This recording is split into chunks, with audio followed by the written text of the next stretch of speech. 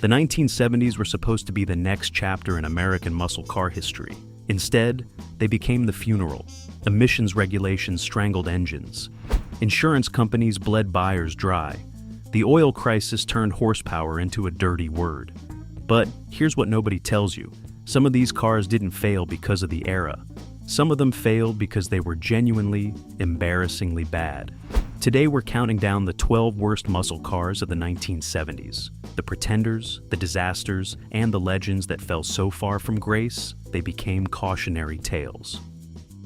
Number 12, 1971, Ford Pinto, Runabout.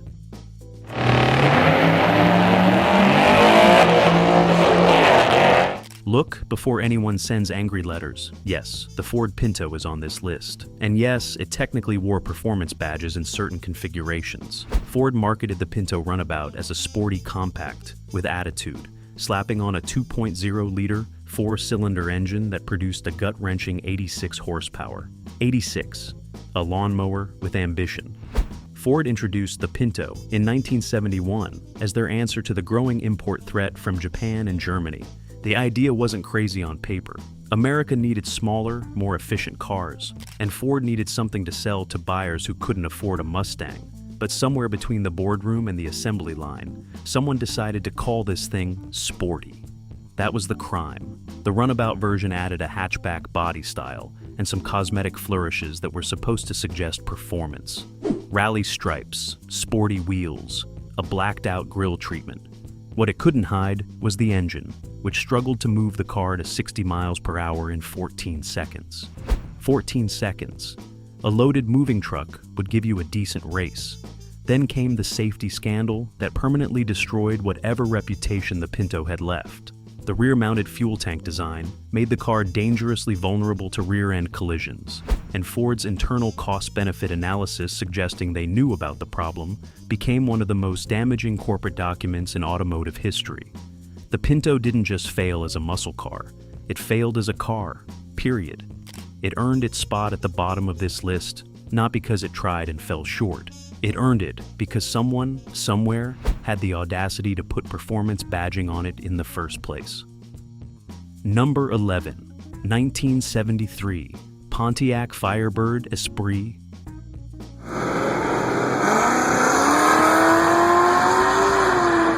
Here's the thing about the Firebird Esprit. It wasn't trying to be a muscle car in any traditional sense. It was Pontiac's attempt to sell luxury and refinement in an F-body shell. And in a vacuum, that's a perfectly reasonable idea. The problem is that in 1973, the Firebird nameplate still carried enormous performance expectations. The Trans Am was the car everyone wanted. The Esprit was the car you got when your wife said the Trans Am was too loud. Pontiac positioned the Esprit above the base Firebird, but well below the Formula and Trans Am. It came standard with a 350 cubic inch V8 that produced 175 horsepower. That number sounds acceptable until you remember that just 2 years earlier, Pontiac was putting 455 cubic inch engines in these cars, making 335 horsepower. The emissions regulations hadn't just trimmed the fat. They'd cut straight through to the bone. The Esprit leaned hard into its luxury identity, adding extra sound insulation, a cushier ride, and interior appointments that were genuinely nice for the era. Wood grain trim, better seat fabrics, a carpeted cargo area. Pontiac was essentially building a grand touring car and calling it a Firebird, which is a bit like dressing a golden retriever in a wolf costume and expecting the sheep to run. What made the Esprit particularly disappointing was its timing. 1973 was the last year before the catastrophic bumper regulations arrived. The last year the cars still looked right, and Pontiac chose to fill that window with a performance car that performed about as aggressively as a comfortable pair of slippers. Collectors mostly ignore the Esprit today, and honestly, it's difficult to argue with that verdict. Number 10, 1974, AMC Javelin AMX.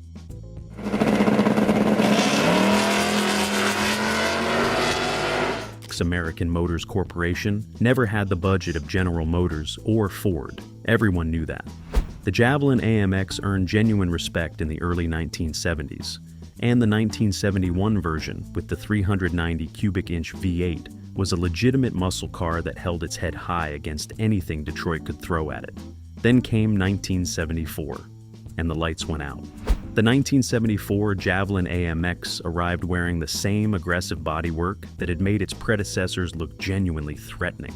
The Go package graphics, the bold hood striping, the twin scoops that suggested serious business under the hood.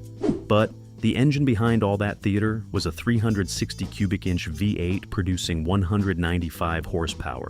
Not terrible for 1974 in absolute terms, but devastating for a car wearing AMX badges that once signaled genuine fury. AMC was in a difficult position. The company was financially stretched.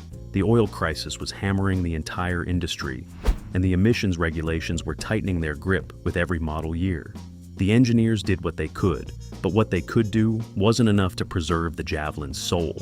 The car felt heavy, soft, and disconnected, in ways that earlier Javelins never had.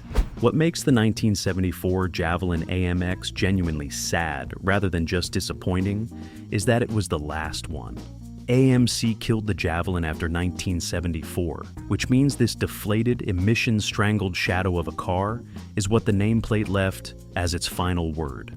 After everything the Javelin had accomplished, it deserved better than this. It deserved a Viking funeral. Instead, it got a quiet retirement with a participation trophy and a reduced compression ratio. Number 9, 1975, Dodge Dart, Sport 360.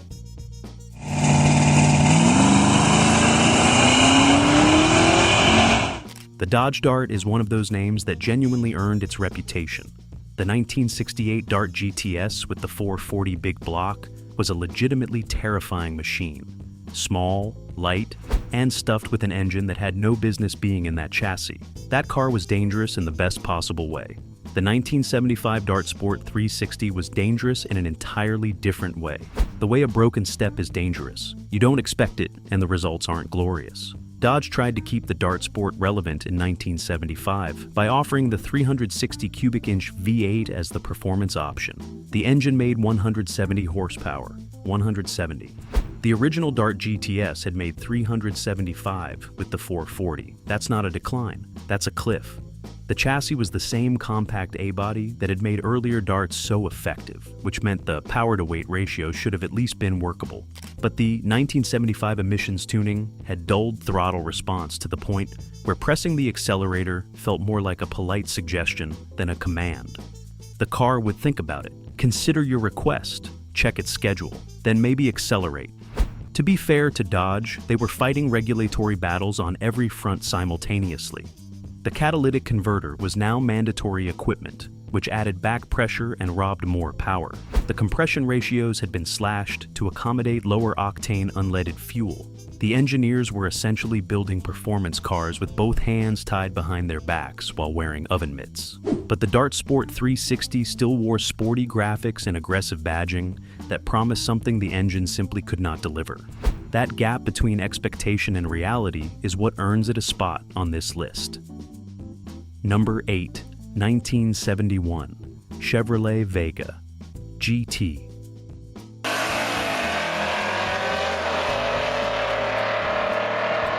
Oh, the Vega. Where do you even begin with the Vega? Chevrolet launched the Vega in 1971 with enormous fanfare and corporate confidence, positioning it as America's sophisticated answer to the import threat. The GT version was supposed to be the sporty flagship, the car that proved Detroit could build a small performance machine with European sensibility. What Chevrolet actually built was one of the most mechanically unreliable automobiles in American automotive history. The GT badges just made it sting more. The Vega GT came with a 2.3-liter four-cylinder engine producing 110 horsepower. Not a muscle car engine by any definition, but Chevrolet packaged it aggressively enough that it ended up in conversations it had no right joining. The handling was actually reasonably good for the era. The chassis was responsive, the steering communicated adequately, and the car had a genuine nimbleness that the big block monsters completely lacked. Then the engine would disintegrate. The aluminum block design was innovative but catastrophically flawed in execution. The cylinders wore at alarming rates. The engines overheated constantly. Head gaskets failed with depressing regularity. owners became intimately familiar with their mechanics in ways they hadn't planned for.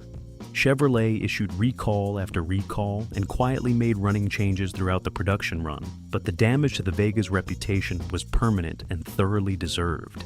The GT package added a blacked-out grille, sport suspension, and rally wheels that made the car look significantly more capable than it was. Buyers who chose it for performance discovered that performance requires an engine that stays in one piece for longer than 18 months. The Vega GT wasn't the worst performer on this list, but it might be the most comprehensively failed promise. Chevrolet had the platform. They just couldn't build an engine to match it. A genuine tragedy wrapped in a genuinely attractive little body. Number 7. 1978 Ford Mustang II, King Cobra.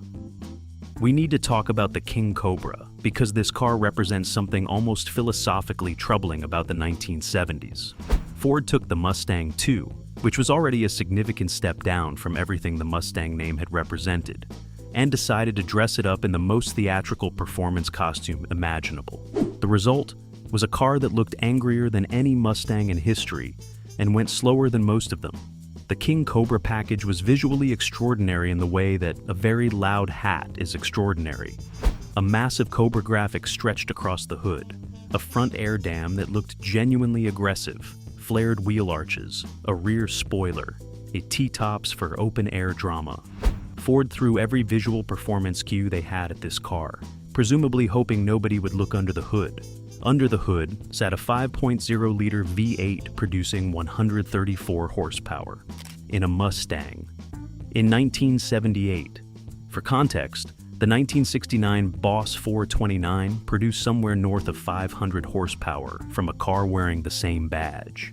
The King Cobra had lost nearly 400 horsepower in 9 years. That's not evolution, that's a controlled demolition.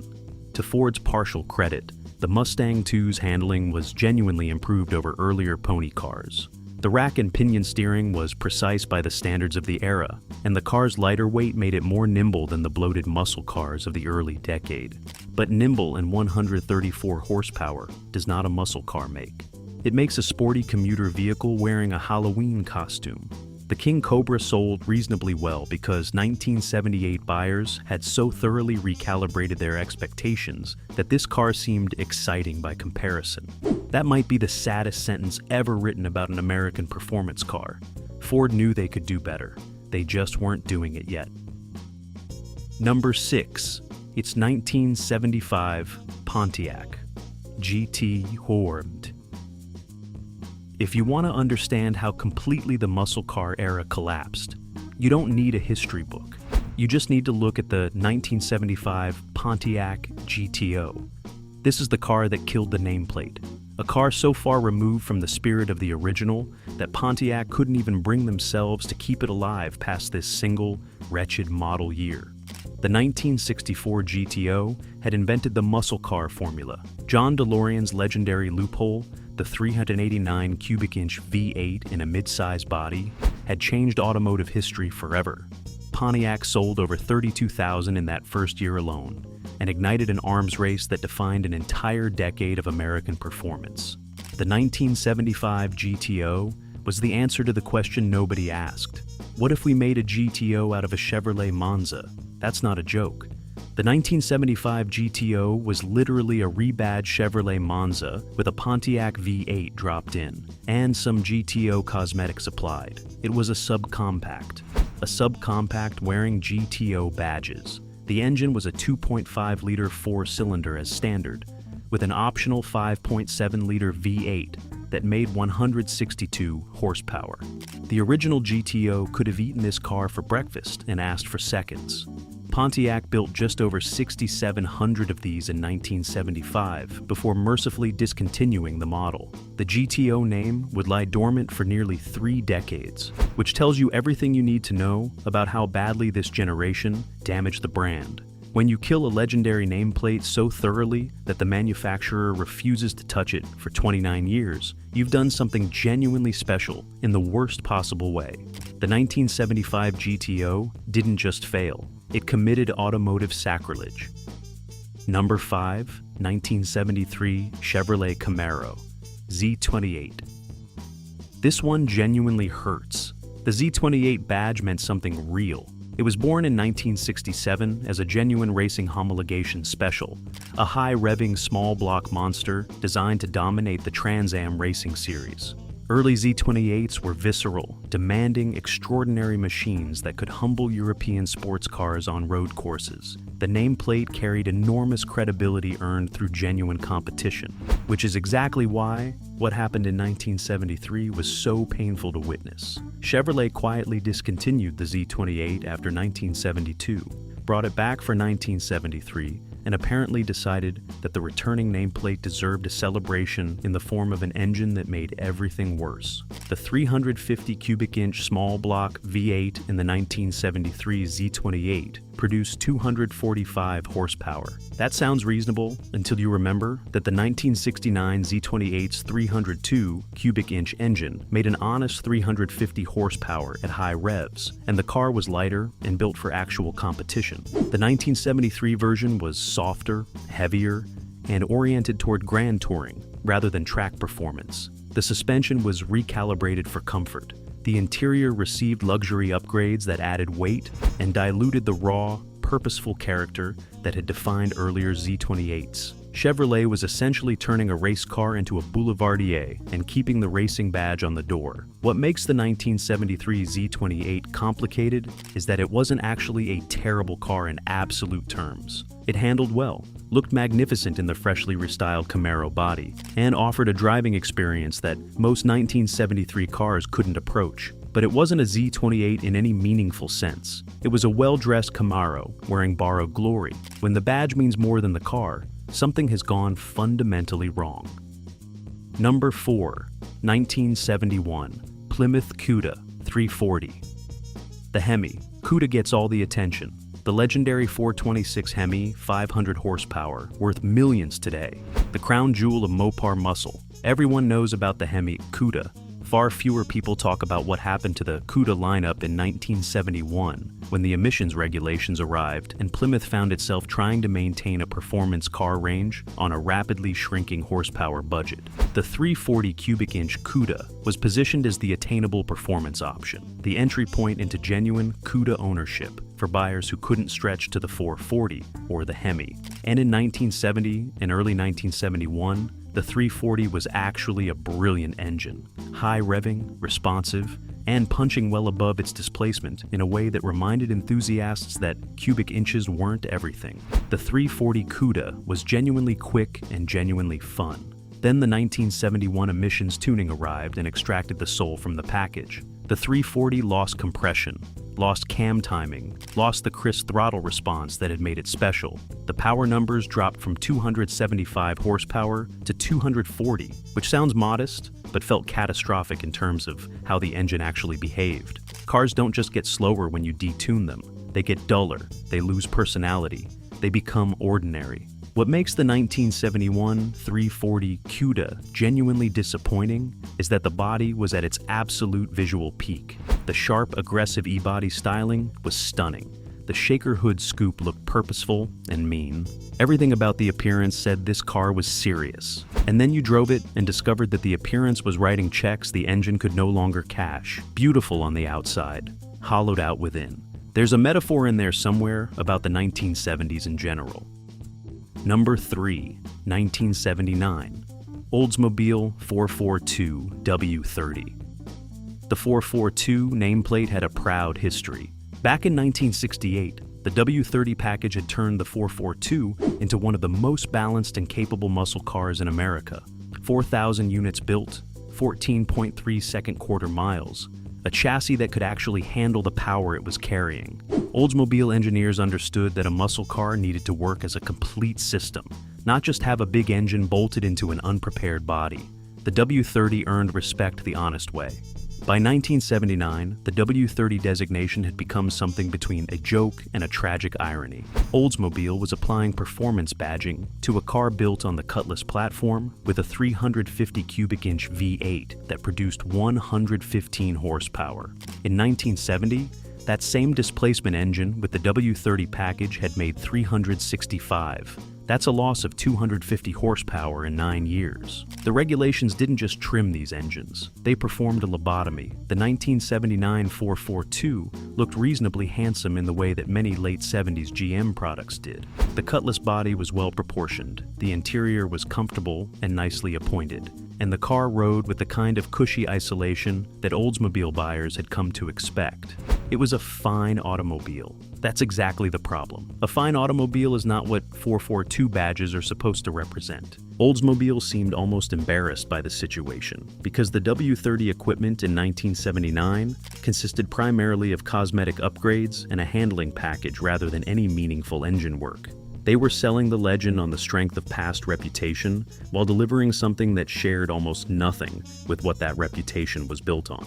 The nameplate survived into the 1980s in even more diluted form, which seemed almost impossible until you actually looked at the spec sheet. The W30's final years were a slow, comfortable, well-upholstered surrender.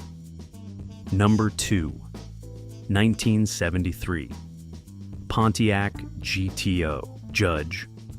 The Judge had arrived in 1969 like a declaration of intent, loud graphics, wild colors, a Ram Air 400 cubic inch V8 that could run quarter miles in the high 12s with a skilled driver. Pontiac had created something that perfectly captured the theatrical excess of the muscle car era. The Judge wasn't subtle, and it wasn't trying to be. It was America turning the volume knob past 11 and daring anyone to complain.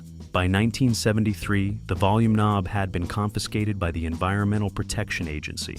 The final year, Judge arrived wearing the same bold graphics that had made the name famous. Those distinctive stripes, the large rear spoiler, the assertive stance that still looked purposeful from a distance. But the engine beneath that theatrical exterior was a 400 cubic inch V8 producing 150 horsepower. In 1969, the Ram Air 4 version of the same displacement engine made an honest 430 horses. The 1973 version had lost nearly 300 horsepower in 4 years. That's not a performance car anymore. That's a very well-dressed disappointment.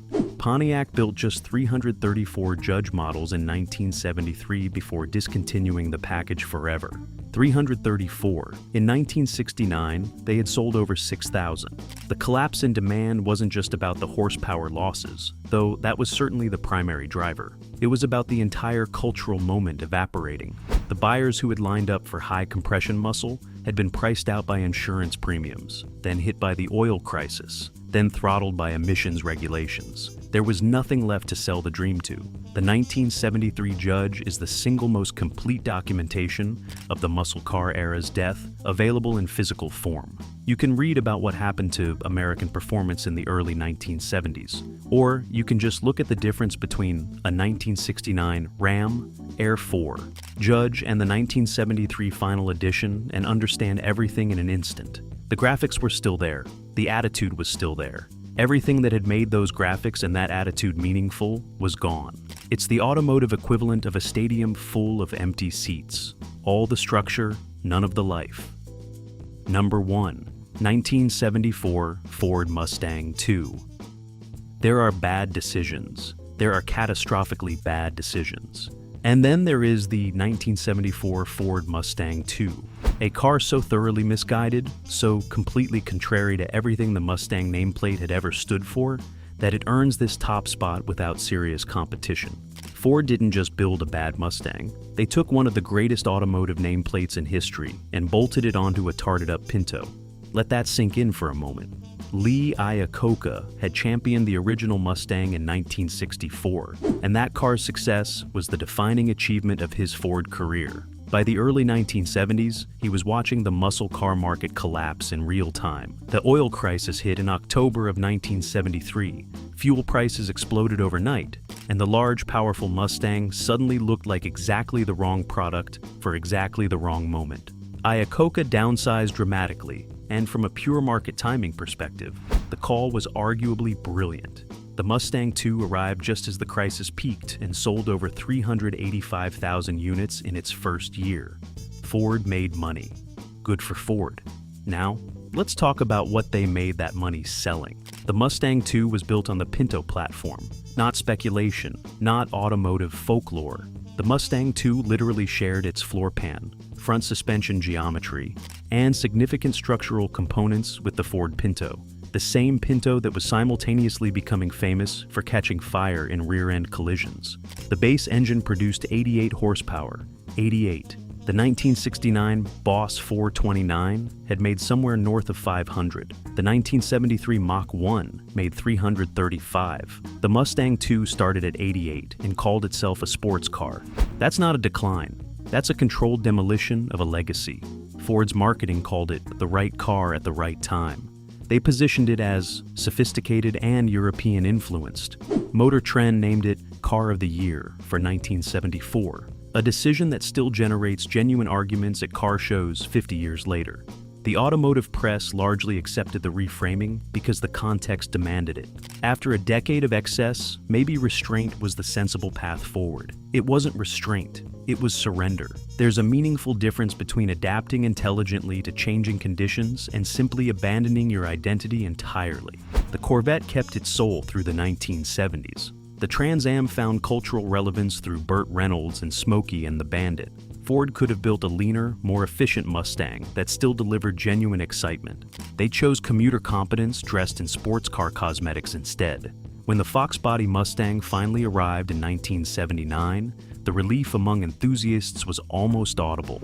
Ford had remembered who they were. The Mustang II wasn't just the worst muscle car of the 1970s. It was the most damaging betrayal of a legend the entire decade produced. And in a decade full of betrayals, that is genuinely saying something.